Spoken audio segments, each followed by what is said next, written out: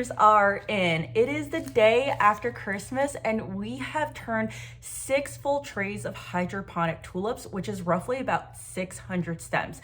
So now I have enough data to talk about my costs, specifically my labor costs. So if you've been following me, you'll know that the theme for 2024 is all about tracking my labor costs. So I am doing that through the use of pen and paper, back to basics, and making sure that I detail every single thing that I do related to my main crops. So if you're new to my channel, my name is Jessie. I grow it in zone 7A in New Jersey. And this time of year is actually my main time of year because I am growing my main crop, which is winter tulips.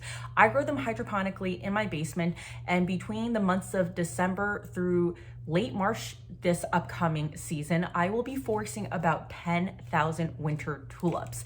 So it was really important for me to start the process of figuring out how to track my labor and take those learnings to be able to translate them to the field when I have field grown crops. I would say that growing winter tulips has both its pros and cons in terms of labor. Unlike field-grown tulips where it's set it and forget it and most of the labor happens when you are harvesting and cleaning the stems, for hydroponic tulips, the labor is a little bit more spread out because there is more activity in terms of making sure that the tulips are rooting correctly and then bringing them into the grow room and watching them grow, and of course then harvesting. So the labor part of harvesting is a lot less because there's no dirt to clean since it's all hydroponics. And I would say that the harvesting part of it makes growing winter tulips such a joy. So in this video, I want to talk specifically about my costs, but specifically around how much does labor actually add to my per stem cost, and therefore what does my profitability look like? So I had mentioned that I turned 6 full trays of tulips. Within those trays, we had 2 main varieties. Now I am growing a lot more than that right now. I'd say right now I have about 1,200 tulips rooting, and then there's probably another, we'll call it like 1,000 tulips in the grow room, and there are all different types of varieties. So when I buy these bulbs, I am buying them in wholesale quantities, which means that I'm getting wholesale pricing. The wholesale pricing of these bulbs range anywhere after the cost of freight, we'll call it about like 37 cents to about 50 cents. So there's already a pretty big range when it comes to the cost of the bulb, but then obviously now we need to tack on labor. And last year when I was forcing tulips, it was my first year, it was my pilot year, so I wasn't too focused about capturing every single labor activity, but I factored in an extra, like we'll call it 40 cents per bulb, and I want to see how close or how far I was from that number. So when I kept track of all of my numbers, that 40 cents per bulb was actually a lot higher than what reality showed. So the reality showed that all of the activities related to the labor part added only about 10 to 12 cents per bulb. Now, the majority of this cost actually comes from 2 activities that are repetitive. One is watering, and then the other one is harvesting. Watering is one of those tasks that is absolutely essential when you're forcing tulips. So tulips love water, and you don't realize how much they love water until you start hydroponically forcing. When these tulips go into the grow room and they're, at their peak, taking all of the water that they need, I will need to water the trays at least twice, sometimes 3 times. Now, the water source in my basement where I grow the tulips is actually pretty close. It's probably about 50 feet away, but it's the act of taking the trays out of the shelves, carrying them over, turning on the faucet, waiting for them to water, and then bringing them back. That all takes time, and that all takes about 2 to 3 minutes each time when I do it. Now, there are some people who have, I would say, made it more efficient in their grow room. They're able to hook up like some sort of hose to something like a water tank or whatever it is, and they're able to just use a water wand and water over each of the trays. I'm not there yet. If I get to a point where I have so many trays, I might actually think about doing something like that because repetitive tasks start taking up time. Now, harvesting was also another big piece because the thing about hydroponic tulips or any kind of crop is that they obviously don't come in all at the same time. They don't come in on the same day. I find that a tray will turn over anywhere from 5 days to 10 days, which means that every single day you are harvesting either 1, sometimes up to 18 stems from a single tray. Now for reference, each tray can hold anywhere from like 85 to 105 bulbs. So I always say on average, it's about 100 bulbs. So you're harvesting more or less, I would say about like 7 to 10 times throughout the entirety of that tray from the day that it starts blooming. Now I put down my labor in minimum increments of 1 minute because just walking down to my basement takes about 30 seconds, right? So even though I might be plucking one stem and harvesting it and it doesn't take a full minute, just the act of going up and down the stairs obviously does take some time. So the minimum increment is 1 minute, which means if I harvest one stem or if I'm harvesting 5 stems, it's still 1 minute. Harvesting takes anywhere from 1 to 3 minutes, depending on the quantity that I am harvesting. So I find that watering and harvesting are the two main components that make up the most amount of labor. And then there are some other tasks that do take a long time, such as rooting. I am putting the bulbs into the tray. So the tray has a little prick, which holds the bulb. These are specific hydroponic trays that I bought from b.a.r.e. They are out in New Jersey, which means that I can actually drive an hour to pick them up since shipping is actually quite expensive. I get a lot of questions about trays, which is why I'm telling you where I'm getting them from. But the act of rooting and then putting water into that tray also takes about something like 7 to 8 minutes. And I am not doing this at a rapid, fast pace, but I'm also not doing it very slow. I would call it a leisure pace. One that I could probably pick up a little bit, but one that honestly, I don't know how much more I'm going to be able to make any faster. So there are those activities that are like a one-time investment where, yeah, like, maybe you can get a little bit faster, but I find that if I can get watering down, that's where I can ultimately help increase my profitability.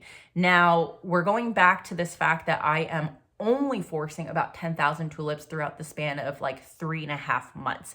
So 10,000 tulips over 3.5 months is not a lot, which means that if I were to improve the efficiency of certain tasks, I'm not going to experience a real translation to my cost per bulb until I potentially like triple this amount, right?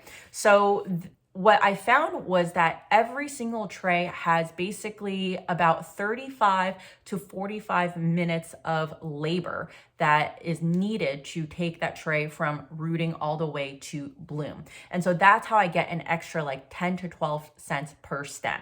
There was once a session where I had actually sold pre-committed stems and they were budding up way slower than I had imagined. So I was trying to speed them up and there was a lot more labor involved in trying to do that because I was bringing them up into the house and really babying them. And I found that added an extra like 10 minutes, which in the grand scheme added about 2 extra cents per bulb. So not as much as I thought per bulb in that case. All in all, I was able to achieve a profitability of around $1 per stem selling wholesale. Now, I was selling my wholesale stems anywhere from $1.65 to $1.95 per stem. And I would say that going forward, I'm going to keep my singles at $1.95 and my parrots and my doubles at $2.10 per stem. So I priced a little bit on the lower side, one, because the stems were a little bit shorter, but two, when I had bought winter forest tulips last year for Valentine's Day, they were actually around in the $1.65 range. And since then, I've seen that grower has also increased her prices above the $2 mark. Now, my goal is to fetch a profitability wholesale of at least $1.15 to $1.25 per stem. So in order for me to achieve that, I do need to be pricing around that $2 mark. So it feels like that this pricing is very much in line with what my data is showing me. Now, when it comes to retail, my retail stems go for, on average, I would say $2.50 per stem, and it can go upwards of $3 a stem, especially during holidays like Valentine's Day. But the majority of my stems do get pushed through wholesale. I have a couple of local buyers who do pick up the stems, and then a few buyers now who I ship to on overnight shipping, and of course, they pay for that overnight shipping. Now, the thing with shipping tulips is that there is also this added labor of packaging everything together, and there is a certain amount of fixed cost labor associated with that. So whether or not I am shipping 2 bunches or 6 bunches, they go into the same size box, and that box takes time to put together, to tape, to make a label. So it is obviously more efficient and better from economies of scale perspective for labor if they are buying 6 bunches. They're also pretty much paying the same exact rate for shipping, whether it's 2 or 6 bunches, as long as it fits in the same box.